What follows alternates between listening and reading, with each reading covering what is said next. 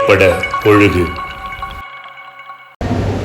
அன்பார்ந்த தாய் தமிழ் உறவுகளுக்கு வணக்கம்.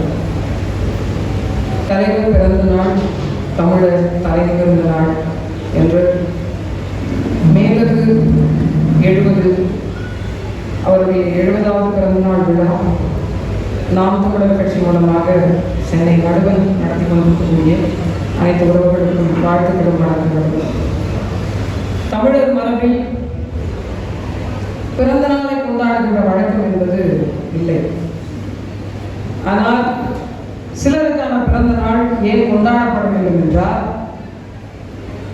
1000 ஆண்டு கால ஒரு மிகப்பெரிய போராட்டங்களுக்கு நடுவில் அறம் வாய்ந்த மரபராக, நமக்கெல்லாம் முன்னோடியாக, எடுத்துக்காட்டாக, சுயநலமிக்க இந்த வாழ்க்கை முறையில் தன் இனத்துக்காக நின்ற ஒரு தலைவன் தான் நம் வரலாற்று படைப்பாளன். அவனை நினைவு கூறும் பொருட்டு மிகப்பெரிய ஒரு எடுத்துக்காட்டு நாளாக இந்நாளை நாம் கொண்டாடியே ஆகணும்.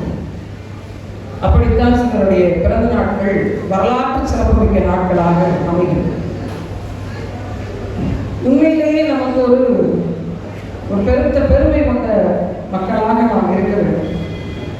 ஏன்னா எனக்கு முன்னால் பேசின என்ன சொன்னாங்க, புறநானூற்று வீரன் அப்படின்னு.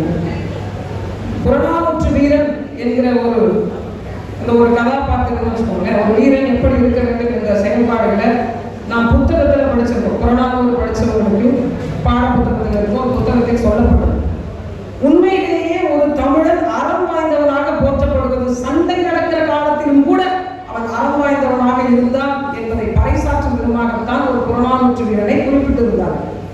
நாம் வாழும் காலத்தில் உண்மையிலேயே நாம் எல்லாம் கொடுத்து வைத்தவர்கள். அப்படி ஒரு புறநானூற்று வீரர் வாழ்ந்த சமகாலத்தில் அவர் விட்ட மூச்சு காத்தை நாமும் சுவாசித்திருக்கிறோம் என்ற பெருமை இந்த மக்களுக்கு மட்டும்தான். அவ்வளவு பெரிய ஒரு மாபெரும் வீரர். நாம் தமிழனாக இருக்கலாம், ஆனால் தமிழகத்தின் தலைவனாக இருக்கும் மிகப்பெரும் தலைவர். அப்படி ஒரு தலைவனாக யார் வர வேண்டும் என்பதற்கான ஆக பெரும் உதாரணமாக நமக்கு இருந்துவிட்டு வாழ்ந்து கொண்டும் இருக்கக்கூடிய ஒரு மாபெரும் இறையாகத்தான் பார்க்க முடியும். நம்ம சிவபெருமானை பார்க்கல, சிலையாக பார்க்கணும். முருகனை பார்க்கல, நேரம் காளியை பார்க்கல, காவல் தெய்வங்களை பார்க்கல, முனீஸ்வரனை பார்க்கல, பெரியாண்டவரை பார்க்கல, குட்டியாண்டவரை பார்க்கல. இது எல்லாவற்றையும் சேர்ந்த மொத்த வடிவமாகத்தான் ஏனென்றால் அத்துணை பேரும் இந்த நிலத்திற்கான, இந்த இனத்திற்கான பிரச்சனை வரும்போதெல்லாம் எல்லா கூட்டங்களையும் பின்னால் இருக்க வைத்துவிட்டு அவர்கள் முன்னின்று படை நடத்தி வெற்றி கண்டு, வீரம் புரிந்து வெற்றி கண்டு நம்மை வாழ வைத்தவர்கள். அப்படி தமிழினத்தினுடைய மிச்ச சொச்ச கூட்டமாவது உரிமை மிகுந்தவர்களாக வாழ வேண்டும் என்று இந்த களத்தில், இந்த இடத்தில் போராடிய ஒரு பெருமகனின் பிள்ளைகள் என்பது நமக்கு பெருத்த பெருமை. எனக்கு தெரிஞ்ச வரைக்கும் நான் சின்ன பிள்ளையிலிருந்தே இவரை எங்களுக்கு தெய்வம் அப்படின்னு சொல்லி வடக்கில் இருக்கும் கடலோர மக்களுக்கான ஒரு பாதுகாவலனாக, தெய்வமாக சிறு வயதிலிருந்து தெரியும். நிறைய பேர் வீட்டில் புகைப்படங்கள்லாம் இருக்கு. இதே இந்த ராணுவ உடை அணிந்த புகைப்படங்களை நான் ரொம்ப சின்ன வயசுலேயே பார்த்துருக்கேன். கடற்கரையோர கிராமங்களில் நிறைய வீடுகள் இருக்கு. ஏன்னா இவர் இருக்கும் வரை எங்கள் மீது சிங்கள கடற்படை துணிந்து கை வைத்ததில்லை. ஒரு பயம் இருந்து கொண்டே இருக்கு. அதனால இவர் எங்களுக்கு இரையாக, எங்களின் பாதுகாவலனாக பல்வேறு நிலைகளை சொல்லப்பட்டுள்ளார். ஆனால் அப்ப நான் உண்மையிலே எனக்கு தமிழ் தேசியம்னா என்னன்னு தெரியாது. நான் நாம் தமிழர் கட்சிக்கு வரும் வரைக்கும் இலங்கையில் நடந்த சண்டை தெரியும், தமிழ் மக்களுக்கும் சிங்களவர்களுக்கும் நடந்த சண்டைன்றது தெரியும். எதுக்காக நடக்குதுன்னு எனக்கு தெரியாது. நில உரிமையா, இன உரிமையா, எனக்கு எதுவுமே தெரியாது. அதே போல நான் நாம் தமிழர் கட்சிக்கு வரும் வரைக்கும் எனக்கு தமிழ் தேசியம்னாலும் என்னன்னு தெரியாது. எதுக்கு தமிழ் தேசியம் உள்ள வந்த பிறகுதான் உண்மையிலேயே நாம் யாரு, நம் வரலாறு என்ன, எதற்கு தமிழர் நாட்டில் தமிழ் தேசியம் அமையணும் நம்ம நினைக்கிறோம், நம்மளுடைய கலை என்ன, நம்மளுடைய பண்பாடு என்ன, நம்மளுடைய வீரம் என்ன, இவற்றை எல்லாவற்றையும் ஒரு இங்கே வந்த பிறகு நம்ம தெரிந்து கொள்ளணும். இப்போது இருந்து நம்ம பார்த்துருக்கோம் என்ன அப்படின்னா, பொதுவெளி சமவெளி மக்கள்ல நம் தலைவரை, இந்த இனத்தினுடைய அடையாளமாக இருந்த ஒருவரை இந்த மண்ணில் தீவிரவாதின்னு சொல்லி வச்சிருக்காங்க.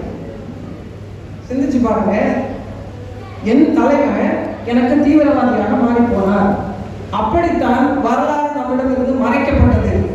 ஆனால் ஒரு பெரிய இன புரட்சியாக தான் நான் இதை பார்க்கிறேன். ஒரு விடுதலை புரட்சியாக, இன புரட்சியாக வந்துதான் உன் இனத்தின் தலைவனை அடையாளம் காட்டி தன் மக்களுக்கே புரிய வைக்கக்கூடிய ஒரு சூழலில் இருந்த நம்மை ஒரு மிகப்பெரிய ஒரு வெளிச்சத்தில் கொண்டு வந்து உன் தலைவர் இவர்தான் என்று அடையாளம் காட்டியது நாம் தமிழர் கட்சி. இல்லைன்னு சொல்லுவேன், இப்போ வரைக்கும் தீவிரவாதிகள் தான் வச்சுருப்பேன் உண்மையை சொல்ல போறோம். அப்ப நம்ம வரலாறு எப்படி மறுதளிக்கப்பட்டிருக்கிறது?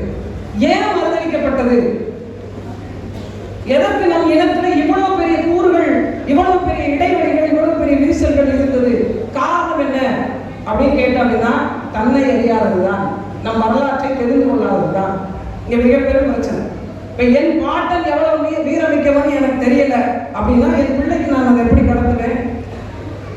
எப்படி கடத்துவேன்? அப்படித்தான் நம்ம பாட புத்தகத்துல நான் 6வது 7வது 8வது படிக்கும்போது பாத்தீங்கன்னா பெண்ணினத்தினுடைய அடையாளமா சான்ஸ் ராணியை சொன்னாங்க.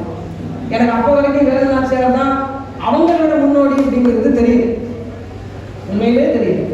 அப்ப நம்ம எவ்வளவு பெரிய வரலாற்று புரிதல் இல்லாத மக்களாக வாழ்ந்ததுனால் நம் பெரும்பாட்டி கணவனை இழந்த ஒரு பெண்ணாக இருந்து கையில் குழந்தை வைத்துக் கொண்டு ஆங்கில ஏகாதிபத்தியத்தை எதிர்த்து கையில் வாளோடு வேலேந்தி வாளோடு சண்டையிட்டு கொடுத்த இழந்த நிலத்தை மீட்டு உருவாக்கம் செய்து ஒருத்தர் வெற்றி பெற்றார் என்றால் அவர் வரலாற்றை படிக்காது நாம் சான்சராணியுடைய வரலாற்று நமக்கு திணிக்கப்பட்டது.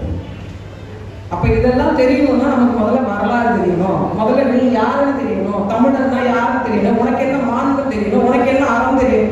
நீங்க சிந்திச்சு பாருங்க, 1000 ஆண்டுகளுக்கு பிறகு தமிழன் தன்னுடைய தனித்துவத்தோடு இந்த நிலத்தில் இருக்கிறாங்க. ஒரே காரணம் தான், அவன் நேர்மையானவன், அவன் தூய்மையானவன், அவன் அறம் வாய்ந்தவன், எல்லாவற்றிலும் அவன் மற்றவர்களை வாழ வைத்து வாழ செய்தவன் என்பதனால்தான். இல்லைன்னா நாம் விழுந்திருப்போம். சிலப்பதிகாரத்தில் ஒன்று சொல்லுது, அரசியல் பிழைத்தோருக்கு அறம் கூற்றாகும், உரைசால் பத்திரிகை உயர்ந்தோர் ஏற்றுவர், ஊழ்வினை உறுத்து வந்து கூட்டும், சத்தியமாக இது தமிழர் கடைபிடித்த அறம். இதைத்தான் தமிழருடைய வாழ்வியல் கோட்பாடாக ஒவ்வொரு இடத்திலும் நீங்க பாருங்க, இன்னா 40 இனியவை 40, எதெல்லாம் செய்யக்கூடாதுன்னு 40, எதெல்லாம் செய்யலாம்னு 40. திருமூலர் எழுதிய திருமந்திரத்தை எடுத்து பாருங்களேன், உடலுக்கு நோய் இருக்கின்ற மருந்து, மனதை எப்படி தெளிவுபடுத்துகின்ற மருந்து, இது ரெண்டும் சொல்லப்பட்டிருக்கு. தமிழருடைய அறம். நீங்க பக்தி இலக்கியங்கள் சொல்லிட்டு போயிடலாம். பக்தி இலக்கியங்கள் என்ன சொல்லணும்? நீங்க தென்னாவுடைய சிவனையை போற்றி எந்நாட்டவர்க்கும் இறைவா போற்றி என்று நீங்க போய் நின்று ஒரு வழிபாட்டு தலத்துல பாடிட்டு போயிடலாம். ஆனால் அதிலும் கூட மாண்பை விதைத்து, அதிலும் கூட மருத்துவத்தை விதைத்து, அதிலும் கூட அறிவியலை சொல்லி, அதிலும் கூட ஆழ்ந்த சிந்தனைகளை சொல்லி ஒரு இனம் வளர்ந்தது என்றால் தமிழ். அது ஏன் இப்ப சுருங்கி போச்சு? ஏன் சுருங்கி போச்சு? காரணம் என்ன அப்படின்னா, நம்மை நாம் புரிந்து கொள்ளாதது, நம் வரலாற்றை தெளிவுபட தெரிந்து கொள்ளாததுதான். அப்படி வரலாற்றை கற்பிக்கின்ற கூட்டமாக, அதில் தெளிவுபட்ட முதல் தலைமுறை கூட்டமாக நாம் இருப்பதை பெருமை கொள்வோம். அதற்கான ஒட்டுமொத்த காரணமாக இருப்பது அவர். உண்மையிலே சொல்லணும்னா, இப்போ அண்ணன் படம் எடுத்துட்டு இருந்தாங்க, ஒருவேளை படம் எடுக்க மட்டும் போய் அங்க போய் ஷூட்டிங் மட்டும் எடுத்துட்டு திரும்பி வந்திருந்தாங்க அப்படின்னா உண்மையிலேயே இத்தனை பேருக்கான ஒரு தமிழ் தேசிய தலைவராக இவர் நமக்குள்ள புகுத்தப்பட்டிருக்க மாட்டார். அங்க போய் ஒரு 10 நிமிட பேச்சு இவ்வளவு பெரிய மாற்றத்திற்கு காரணமாகி அவருடைய அரசியலை நிறைவேற செய்வதற்கான ஒரு மையப்புள்ளியாக இருந்தது. ஆனால் அவருடைய கனவு என்பது இன்னும் நிறைவேறாமலே இருக்கிறது.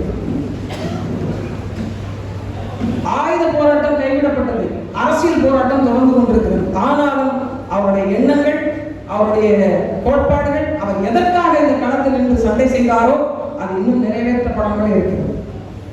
அதற்கான ஒட்டுமொத்த நோக்கத்தை தான் நாம் மனதில் உறுதியாக கொள்ள வேண்டும். இன்றைய தினம் அவருடைய பிறந்த நாளில் எல்லார் மனதிலும் ஒரு உறுதி இருக்கும்.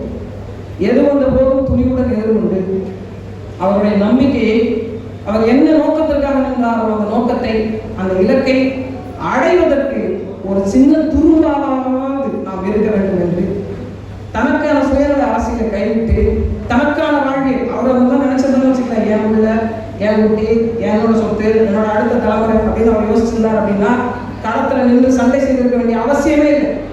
அவரால் சுயமாக சம்பாதித்து தன் குடும்பத்தை காப்பாற்றுகின்ற வாழ்வியல் நடைமுறை இருந்த போதிலும் ஒருத்தவெல்லாம் தூக்கி எரிஞ்சிட்டு இனத்துக்காக வந்து ஒரு தன்னை பலி கொடுத்தாலும் பரவாயில்ல நிற்கிறவர்களுடைய பெருமகனுடைய வாரிசுகள் என்று நாம் சொல்கிறோம் என்றால் உங்கள் சுயநலத்தையும் கொஞ்சம் தூக்கி ஒரு தோரமா வைங்க என்று உங்களை நல்ல நாள் கேட்டு மனதில் என்ன நினைக்கிறீர்களோ அதையே பேசுங்கள், எதை பேசுகிறீர்களோ அதையே செயல்படுத்துங்கள்.